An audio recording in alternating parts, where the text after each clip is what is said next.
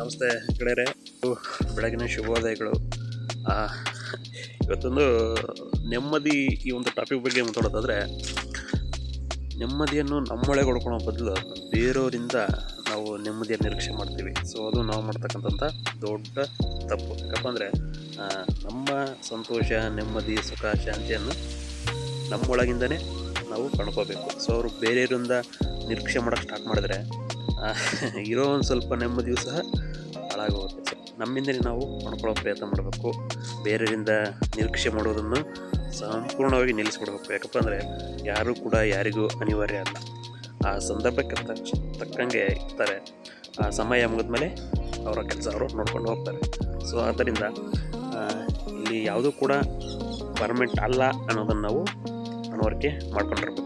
So ಇದರಿಂದ ನಮ್ಮ ನೆಮ್ಮದಿಯೂ ಸಹ ಉಳಿಯುತ್ತೆ, ಹಾಗೂ ಇತರರಿಗೆ ನಾವು ಯಾವುದೇ ರೀತಿಯಾಗಿ ಭಾರ ಆಗೋದು ತಪ್ಪುತ್ತೆ.